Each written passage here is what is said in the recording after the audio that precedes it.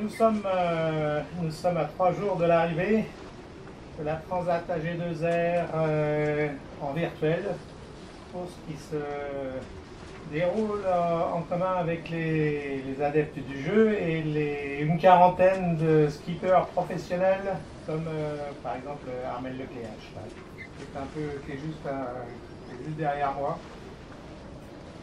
Naturellement, tous ces professionnels sont pratiquement tous dans le peloton de tête. Ce peloton de tête est composé d'environ 2000 à 3000 joueurs sur une participation totale de 72 000 skippers, 72 000 en ligne, à naviguer jour et nuit. Là. Mais ce peloton est lui-même dominé par les cadors du jeu virtuel et pas par les pros skippers. Ces cadors, se nomment Luxair France, un Suédois qui s'appelle Toppen et un autre qui s'appelle Frankie Ghost Timogan. Donc dans 3 jours, l'arrivée, ça va donc être palpitant puisque ça va se jouer entre quelques bateaux qui sont dans un mouchoir de poche et juste dans le dernier mille que tout va se faire, rien n'est joué jusqu'à là. Avant de franchir la ligne d'arrivée, il va falloir passer au nord de Saint-Barthélemy et de passer au nord de la balise pour en descendre ensuite vers l'est de l'île où se trouve la ligne d'arrivée.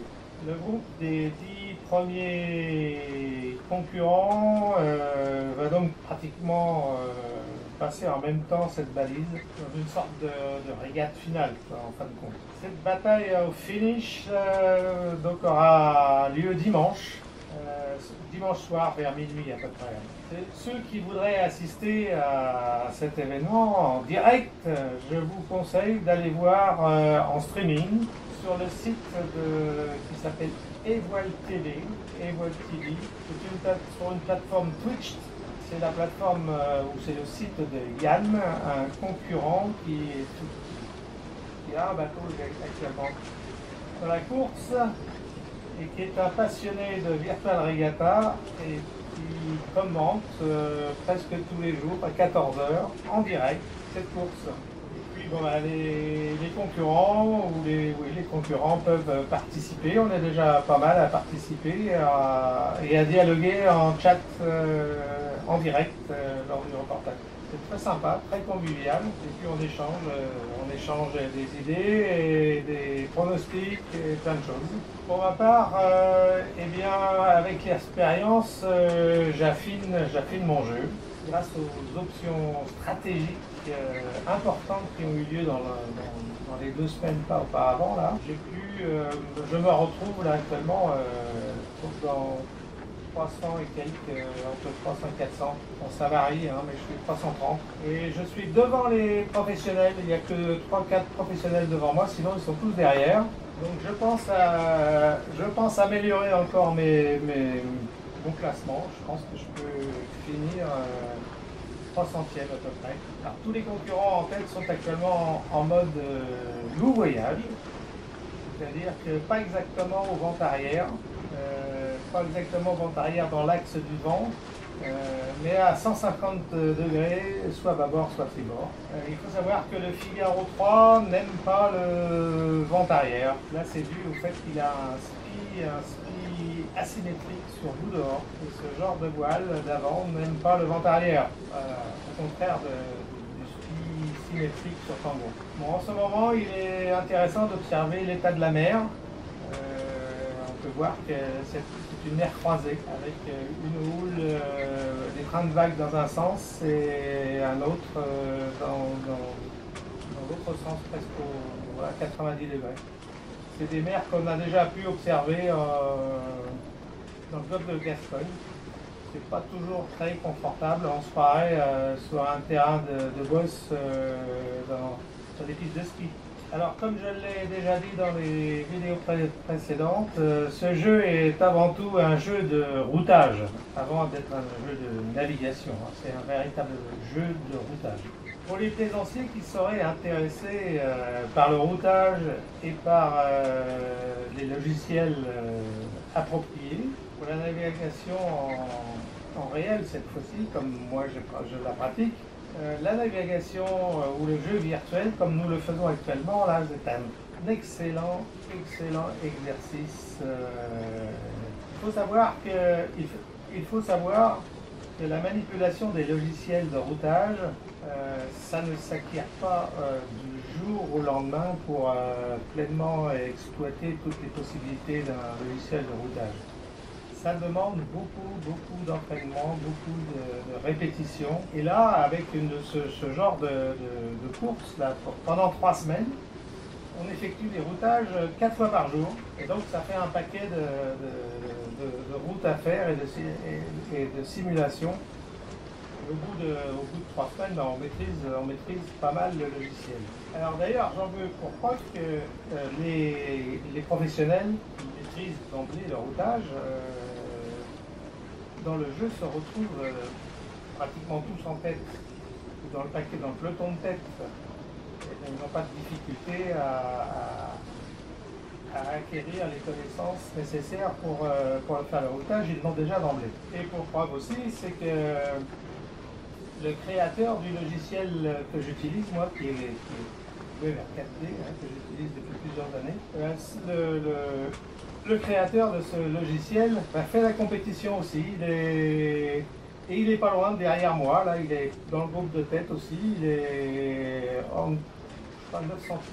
Il talonne juste Armel Lecléache. Ça veut dire que la maîtrise du routage fait que dans le jeu, on est d'emblée dans les bonnes places, quoi. Alors c'est Olivier qui est le créateur du logiciel Weber 4D, qui est avec son bateau Prince Doc, juste derrière moi et qui talonne Armel Lecléache. Alors je me tiens à quelques astuces et principes pour maintenir ma position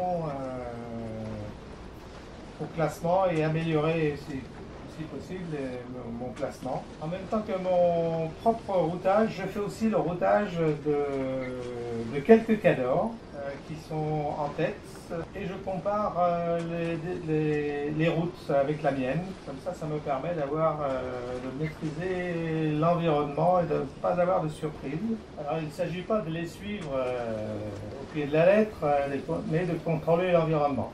Alors je navigue aussi pratiquement toujours en mode vent, c'est-à-dire que je mets le pilote automatique et je bloque à environ 150 degrés du vent en maximisant la vitesse du bateau. C'est d'ailleurs ce que font tous les autres cadors. Quand on regarde leurs coordonnées et leurs paramètres, ils sont toujours à 150 degrés du vent pratiquement tout le temps. Donc on se programme quelques heures de navigation. 3 heures, 4 heures. Là, dans les alizés, ça varie pas beaucoup. Hein. Mais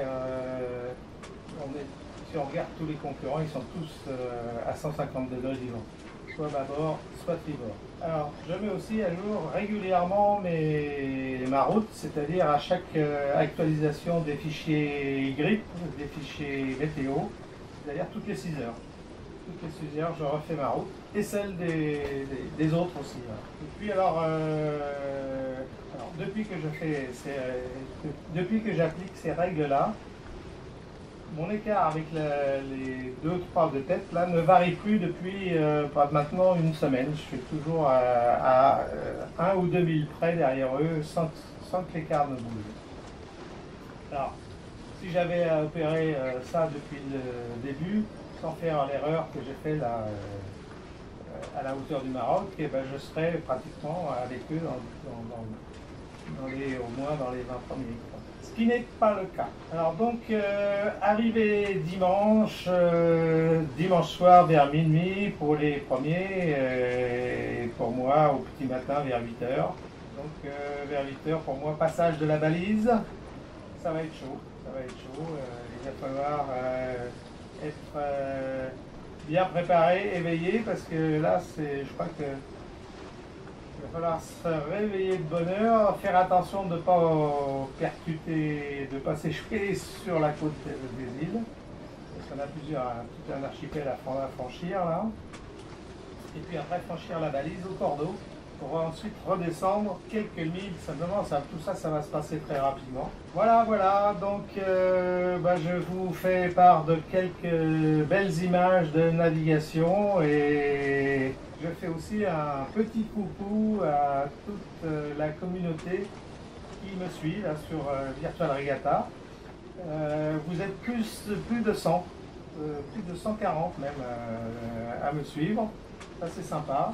Et puis si vous le voulez bien, on peut se retrouver sur le site de Yann, sur iVoile TV, sur l'application Twitch que je ne connaissais pas avant, voilà, que j'ai appris à connaître. On apprend tous les jours. Donc tout ça vers 14h ou à 14h pratiquement chaque jour. On se retrouve probablement sur la ligne d'arrivée. À bientôt. Ciao.